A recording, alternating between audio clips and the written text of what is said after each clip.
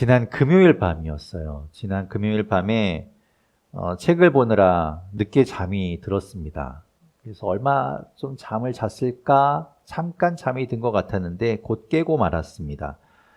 이가 너무 아파서 깬 거예요. 그래서 한 30분을 그 자리에서 뒤척뒤척이다가 도저히 참지 못하고 결국에는 거실로 나갔습니다. 그리고 거실에서 진통제를 찾아서 그것을 먹고 다시 잠자리로 돌아왔죠. 그런데 계속해서 이가 아프다 보니까 한 2시간을 몸을 베베 꼬면서 시간을 보냈던 것 같아요. 그러다가 겨우 다시 잠이 들었습니다. 그 시간 동안에 진통제가 제 고통을, 제 통증을 사라지게 하는 그 시간 동안에 저는 무엇을 했을까요?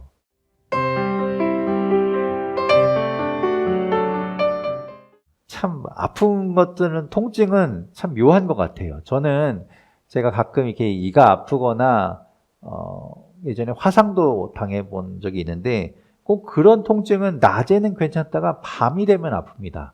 그리고 희한하게도 병원이 진료를 안 하는 주말에 이렇게 아파요. 그래서 그 시간을 다 온전히 끙끙 앓고 그리고 나서 나중에 이제 병원을 찾아가게 되지요. 병원 가는 게 참 싫거든요. 무섭고 가기 싫은데 그 밤새 겪었던 고통이 너무 크기 때문에 그때는 뭐 주저하지 않고 병원을 찾아갑니다. 그런데 지금은 치과를 선뜻 못 가겠어요. 지난번에도 한번 아팠는데 그때도 병원을 잘 못 가겠더라고요. 왜냐하면 심장 때문에 그렇습니다. 어제 이제 제 아내도 뭐 그런 영상을 많이 찾아보던데 제가 이제 심근경색 약을 먹고 있는데 심근경색 약 중에서도 가장 센 약을 먹고 있습니다. 그러니까 제가 이제 그 심장 쪽에 있는 혈관이 대부분 다 좁혀져 있기 때문에 약을 세게 먹음으로 인해서 피를 묽게 만들어야 하거든요. 그래야 막힘없이 이제 피가 순환이 돼서 그래서 약을 최대한 세게 해서 피를 묽게 만들어 놓은 상태이죠. 그러다 보니까 작은 상처가 나더라도 출혈이 조금만 생겨도 그 피가 잘 멎지 않습니다. 그래서 이제 병원을 가더라도 문제가 생기는 거죠. 치과를 가서 빨리 치료를 하고 싶은데 그냥 확 뽑아버리고 싶은데 그렇게 되면 피가 나니까 이게 이제 멈추지 않겠죠. 그래서 걱정이 되는 겁니다. 그렇다고 해서 이제 약을 좀 끊으면 되는데 지금 상황에서 약을 끊는 것도 좀 망설여졌기 때문에 이러지도 못하고 저러지도 못하고 약간 딜레마에 빠져 있는 상태입니다. 그래서 제가 아팠다라는 이야기를 하는 거고요. 왜 제가 이렇게 아픈 이야기를 꺼내냐면 그렇게 제가 또 한번 그 고통을 겪어보니까 누구에게나 이 아픔이라는 것이 찾아오더라라는 걸 다시 한번 깨닫게 되었습니다. 뜻하지 않은 고통이라는 게 온다는 거죠. 그 아픔은 전혀 예상하지 못하고 준비하지 못한 때에 사건, 사고, 또 어떤 일들로 인해서 우리에게 찾아옵니다. 그런데 그때 우리는 과연 그 일들을 어떻게 바라봐야 할까라는 것을 우리가 한번 생각해 봐야 되지 않을까 싶었습니다. 나에게 왜 이런 일이 일어날까? 왜 하필 나에게 이런 일이 생길까? 우리는 그렇게 질문하며 나에게 일어난 일들에 대해서 해석하려고 노력합니다. 나름대로 분석하고 그것들의 원인을 찾아서 그것을 해석한 다음에 그 다음에야 우리는 행동으로 옮기게 되지요. 이제부터는 그렇게 하지 않아야 되겠다 생각돼서 우리의 행동을 바꾸기 시작합니다. 그러니까 어떤 문제를 만났을 때, 우리가 어떤 아픔을 당할 때, 어떤 어려움을 겪을 때 그 문제를, 그 어려움을 어떻게 해석하느냐에 따라서 그 다음 우리의 행동이 달라지게 되니까 잘못된 해석을 하게 되면 당연하게도 잘못된 행동을 하게 되고 얼토당토 않은 그런 적용을 하게 된다는 말이죠. 오늘 말씀을 통해서 우리는 사건, 사고, 고난, 고통을 당할 때, 그래서 아픔을 겪을 때 그것을 어떻게 해석할까? 어떻게 그것을 해석하고 우리 삶에 적용하면 좋을까? 그런 것들에 대한 새로운 관점을 좀 우리가 가질 수 있기를 바랍니다. 그렇다고 해서 꼭 이렇게 해석하라 이런 말이 아니에요. 우리가 겪는 모든 일들이, 사람마다 겪는 그 일들이 한 가지 해석으로, 한 가지의 어떤 잣대로만 볼 수가 없는 것이죠. 그때그때 상황이 다르고 모든 것이 다르기 때문에 우리가 한 가지로만 생각할 수가 없습니다. 그래서 오늘 우리가 보게 되는 이 이야기 속에서도 한 가지로만 보지 않고 다른 방법도 있다, 다른 해석도 있을 수 있다, 그 여지를 좀 우리가 함께 살펴보려고 합니다. 오늘 본문이 그것을 우리에게 이야기해 주고 있는 것 같아요. 오늘 본문은 이렇게 시작합니다. 바로 그때에 몇몇 사람이 와서 라고 시작하지요. 뭔가 일이 계속해서 벌어지고 있는 가운데 지금 오늘 우리가 읽은 이 본문이 겹쳐지는 겁니다. 바로 앞에 나오는 12장은 우리가 여러 번 성경을 펼쳐보시면 알겠지만 예수님의 말씀이 좀 색깔이 구별되어 있는 성경을 보면 12장은 온통 빨간색으로 되어 있습니다. 온통 예수님의 말씀으로 채워져 있다는 거죠. 사람들이 질문하고 예수님이 답을 하시면서 예수님께서 사람들에게 가르침을 주시는 말씀이 이 12장의 말씀입니다. 그런데 12장 마지막 부분에서 예수님은 어떤 이야기를 하시는가 하면 때가 가까이 왔다라는 이야기를 하시면서 때가 가까이 왔으니 깨어 있어서 분별하라. 때가 가까이 왔으니 회개하고 옳은 길로 가라. 이런 이야기를 하세요. 그런 말씀을 하고 계실 때 바로 그때에 오늘 이야기가 이어진다는 겁니다. 몇몇 사람이 예수님께 이야기합니다.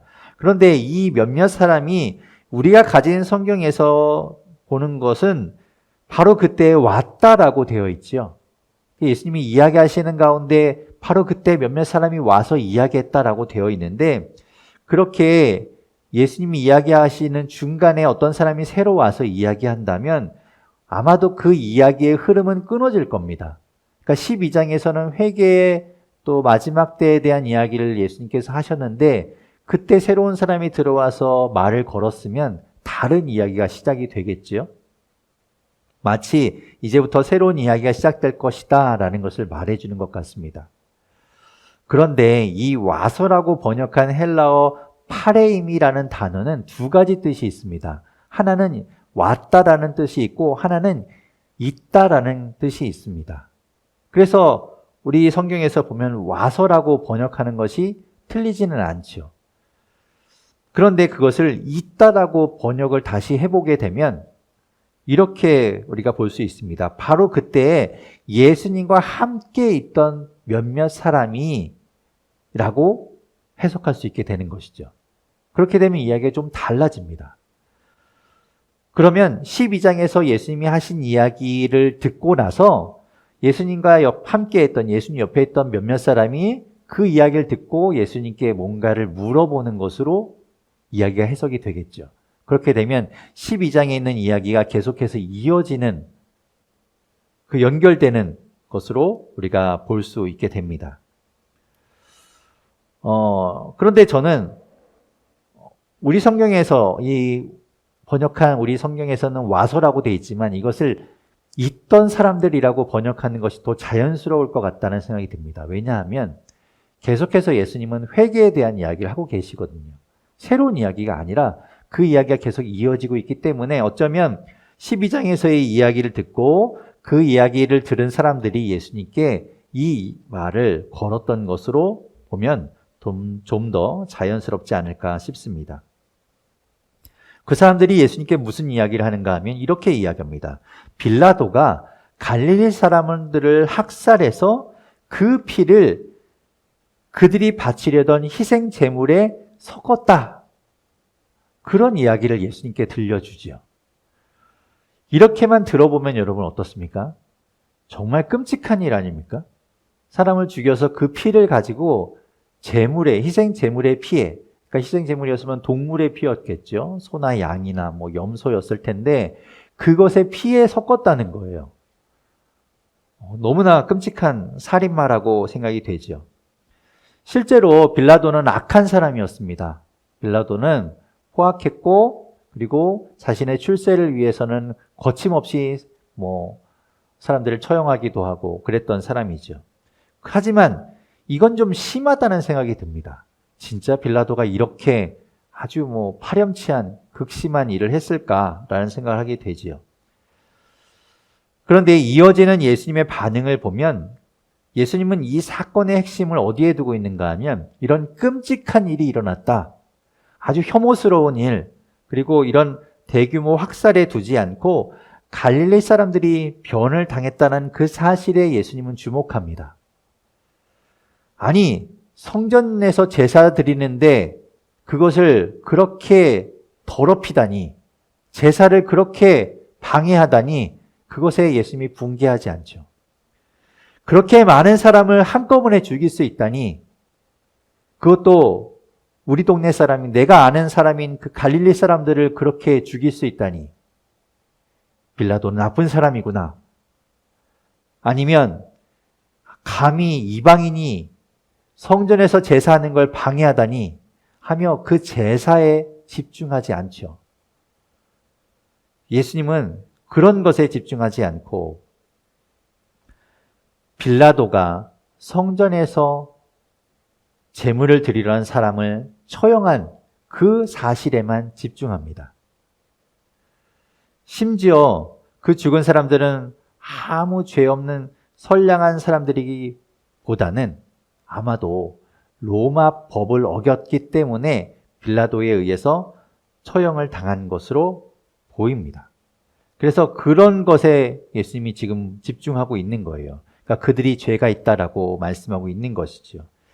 아마도 그들은 빌라도에게 붙잡힐 만한 그런 로마법을 어긴 사람들인데 숨어 있다가 그들을 잡지 못하다가 제사하기 위해서 예루살렘에 온 그때에 아마 빌라도가 그들을 잡아서 처형한 것처럼 보입니다. 그러니까 이 사건에서 이야기하고 있는, 우리가 볼 때는 참 끔찍한 사람의 피를 가지고 제물의 피에 섞었다는 이 이야기가 귀말 고지고대로라기보다는 성전에서 제사하는 사람들을 죽였다라고 보는 것이 조금 더 자연스러울 것 같습니다.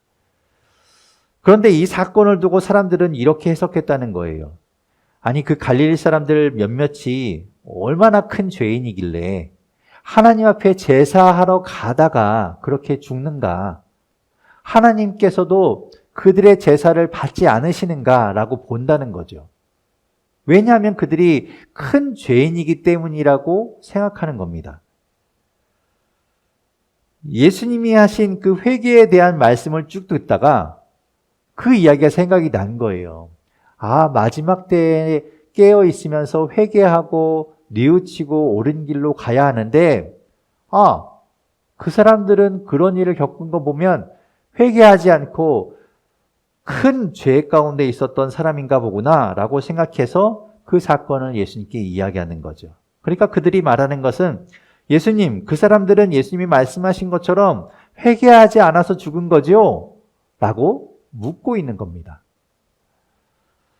과연 그 사람들은 정말 회개하지 않아서 죽은 것일까요? 그들은 다른 사람들보다 큰 죄를 지었기 때문에 그렇게 성전에서 제사하다가 죽은 것일까요? 예수님은 또 다른 사건 하나를 말씀하십니다. 이 사건은 굳이 사람들이 묻지 않은 사건인데 예수님이 이야기를 꺼내죠. 그렇다면 이 사건은, 지금 예수님이 이야기하시려는 이 사건은 앞에서 말한 빌라도가 사람들을 죽인 그 사건과 사람들이 같이 생각하고 있는 사건이라는 겁니다. 그 사건은 이런 내용이에요. 예루살렘에는 실로암이라는 연못이 있습니다. 우리가 여러분 혹시 보셨습니까? 유튜브 같은 데 보면 군부대에서 막 찬양할 때 군인들이 막 정말 결광적으로 찬양하는 게 실로암이라는 찬양이지 않습니까? 그 실로암이 실제로 있던 연못이에요. 지금도 이스라엘에 가면 실로암이 복원되어 있습니다. 그런데 과거에 그 실로암이 어떤 모습이었는지를 그림이 있습니다. 여러분 그림 하나 띄워 주십시오. 자, 이게 이제 실로암을 그린 그림이에요. 이게 지금 선명하지 않아서 여러분 잘 안 보이시겠지만 요 윗부분에 있죠? 윗부분에 있는 게 성전입니다. 성전은 예루살렘이 산의 지형을 가지고 있는데 그 산 꼭대기에 성전이 있어요. 정상에 성전이 있고 그 성전에서부터 지금 이렇게 쭉 내려오는 길이 보이죠? 이게 길입니다. 이 길 끝에 가면 뭐가 있는가? 쭉 내려오게 되면 실로암이라는 연못이 있습니다. 이 그림의 가장 밑에 보면 파랗게 되어 있는 부분이 실로암 연못이에요. 근데 그 부분을 조금 확대해서 보게 되면 저 옆에 있는 그림처럼 좀 크게 해서 볼 수 있는데 그 실로암이라는 연못 그 옆에 보면 뭐 점점이 막 까맣게 막 돼 있죠. 그게 사람들입니다. 그러니까 사람들이 여기에서부터 성전까지 초막절에 이렇게 행렬을 하고 그 길을 순례했다는 거예요.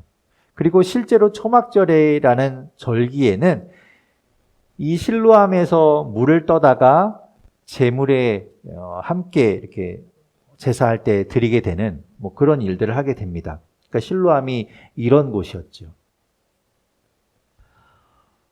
그런데 이 실로암이라는 곳에 지금 이 그림에는 없지만 아마도 망대가 있었던 것 같습니다. 예수님 당시에 이렇게 망대가 있었는데 그 망대가 무너져서 그 망대에 깔려서 안타깝게도 18명의 사람이 목숨을 잃게 되었던 것 같습니다. 그런데 그 사람들이 그 사건을 두고 이렇게 의미가 있는, 종교적으로 의미가 있는 장소에서 죽었기 때문에 그들은 죄 지은 사람들이라고 연결시켜서 생각했다는 것이죠. 마치 아까 제사를 드리려고 하다가 죽은 사람들처럼 이곳에서 죽은 사람들도 동일하게 생각했다는 거예요. 죄가 많기 때문에 죽었다라고 말이죠. 요한복음 9장에 보면 초막절에 예수님께서 날 때부터 앞을 보지 못하는 시각장애인을 고치는 이야기가 나옵니다. 그런데 제자들이 그 시각장애인이 앉아있는 것을 보면서 예수님께 물어요. 아니, 저 사람은 누구의 죄 때문에 저렇게 앞을 보지 못하는 겁니까? 저 사람의 죄를 타고난 저 사람의 죄 때문입니까? 아니면 그 부모의 죄 때문에 앞을 보지 못하는 겁니까? 라고 묻지요. 예수님은 말씀하세요. 부모의 죄 때문도 아니고 저 사람의 죄 때문도 아니다 라고 말씀하시죠. 하나님이 하시는 일을 드러내려고 하는 거다라고 말씀하시면서 예수님은 땅에 침을 뱉어서 진흙을 이겨서 그 사람의 눈에 발라주십니다. 그리고 실로암에 가서 씻으라고 말씀하세요. 그 사람은 지금 여기 나와 있는 이 길을 따라서 쭉 내려와서 이 실로암에 도착해서 눈을 씻습니다. 아마도 그 가는 길, 계단으로 되어 있는 이 길을 내려가는 것이 쉽지 않았기 때문에 누군가가 도와줬겠지요. 그렇게 와서 실로암에서 눈을 씻었더니 그의 눈이 떠지고 앞을 볼 수 있게 되었습니다. 원래 실로암이라는 곳은요, 실로암이라는 말의 뜻은 보냄을 받았다라는 뜻인데 이 실로암이 오해와 관련된 장소로 바뀌어 버린 거예요. 맹인에게서도 마찬가지, 또 우리가 보고 있는 이 말씀에서도 망대에 죽은 사람들도 마찬가지, 죄에 대한 오해의 장소로 바뀌어버린 것을 알 수 있습니다. 우리는 특별히 종교를 가진 사람들은 어떤 사건에 대해서 그것을 종교적인 눈으로 바라보려는 경향이 있습니다. 그래서 안 좋은 사건은 죄와 연결시켜서 생각하게 되지요. 안 좋은 일을 당하면 그것을 죄와 관련이 있다고 생각하게 됩니다. 누군가의 불행은 그 사람의 죄 때문이라고 생각하기 쉽습니다. 우리가 사실은 그런 마음을 은연중에 다 가지고 있는 것 같아요.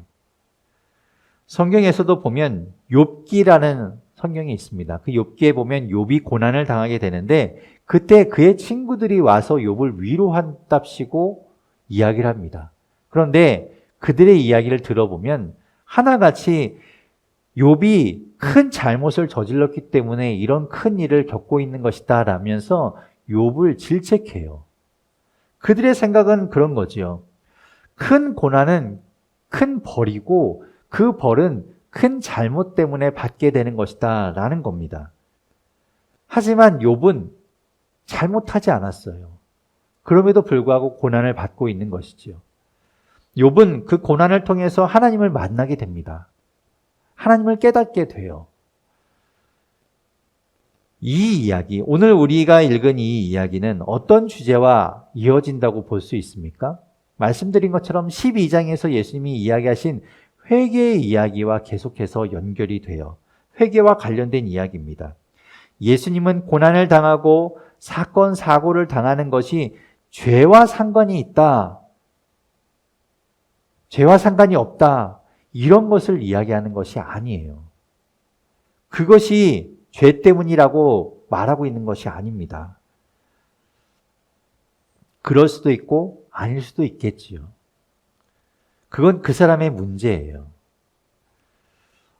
제가 이가 아파서 밤새 끙끙 앓을 때 무엇을 했냐? 처음에 질문했었지 않습니까?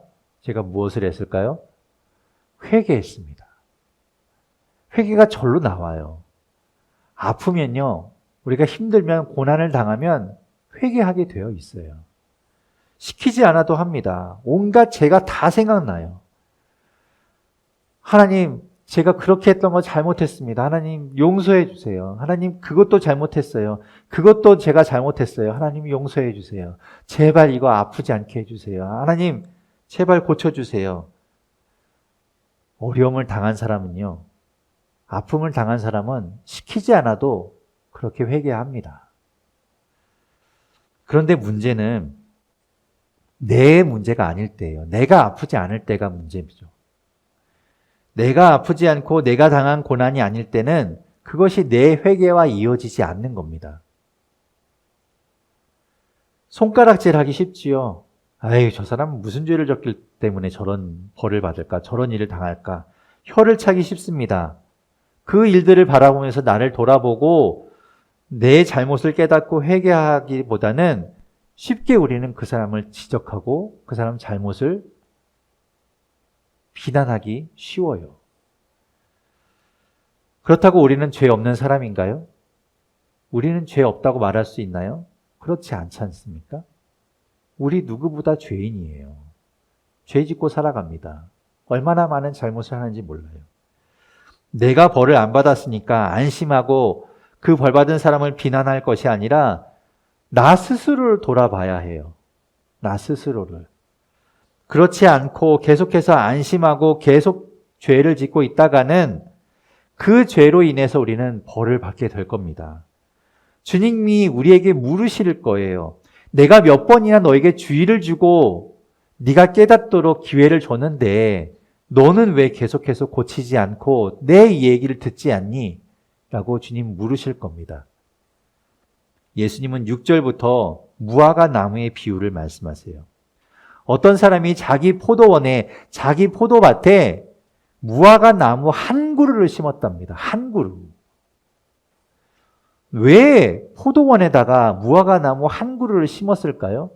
여러분, 그 사람의 마음이 어땠을까요? 포도를 재배하고 있잖아요. 그런데 그 사람은 무화과가 너무 갖고 싶었던 거예요. 무화과가 너무 먹고 싶었던 거예요. 그러니까 자기 먹으려고, 팔 게 아니에요. 자기가 너무 그 무화과가 먹고 싶으니까 무화과 나무 한 그루 심은 거죠. 그래서 한 구퉁이에, 한 구석에 무화과 나무 한 그루를 심고 그 무화과 나무를 가꾸었겠죠. 포도원을 가꾸는 포도원 지기는 따로 있는데 자기가 먹고 싶은 그 무화과 나무를 자기가 보살피고 그 열매를 기다렸을 겁니다. 그런데 아무리 기다려도 열매가 맺히지 않는 거예요. 아무리 정성을 들였는데도 열매가 안 맺혀요. 몇 년 동안 그 열매를 구하기 위해 찾아가고 돌보고 돌봤는데도 열매가 맺히지 않습니다. 옆에서 포도는 계속해서 잘 자라서 수확은 계속되는데 이놈의 무화과 나무는 열리지가 않는 겁니다. 그러면 그 무화과 나무 어떻게 할까요? 괜히 자리만 차지하고 헛수고하게 만든 그 무화과 나무 베어버리지 않겠습니까? 여러분, 하나님은 우리에게 고난을 통해서 길을 보여주세요. 어려움을 겪으면서 아픔을 겪으면서 우리는 바른 길을 가게 하십니다. 고난을 당하면서 잘못된 길을 깨닫지요. 바른 길을 찾아갑니다. 그런데 우리가 매번 혼나고 매를 맞아야만 바른 길을 찾고 회개하고 돌이켜야 할까요? 세상의 일들을 보면서 그것이 죄 때문인지 아닌지는 알 수 없어요. 그건 말씀드린 것처럼 그 사람의 문제고 그곳의 문제입니다. 하지만 그런 일들을 보면서 우리 스스로를 돌아볼 수 있어야 되지 않겠습니까? 그것이 성숙이죠. 제가 이가 아팠잖아요. 그러면 아픈 저를 바라보면서 제 가족들은 걱정하겠죠. 그런데 그거 바라보면서 스스로의 치아를 관리하지 않으면 저처럼 똑같이 아파질 거예요. 얼마나 어리석은 일입니까? 그걸 보면서 나를 고쳐야죠. 죄도 마찬가지라는 거예요. 우리의 회개도 마찬가지예요. 세상의 일들을 바라보면서 우리 스스로를 돌아보고 회개하고 나는 잘못한 것이 없는가 매번 우리가 확인해야 되지 않겠습니까? 예수님께서는 우리에게 말씀하세요. 너희도 회개하지 않으면 모두 그렇게 망할 것이다. 반복해서 예수님은 말씀하세요. 회개하라고 이야기하시죠. 항상 주님 앞에서 여러분 자신을 돌아보십시오. 세상의 일들을 보면서 세상의 잘못된 것들을 보면서 여러분 스스로를 돌아보십시오. 그리고 여러분 외면하지 않고 그것을 나 몰라라 하지 않고 내 삶은 잘 하고 있는가, 옳은 길로 가고 있는가 돌아볼 수 있기를 바랍니다. 그렇게 회개하며 주님 앞에 바른 길을 가는 저와 여러분 되기를 간절히 바랍니다.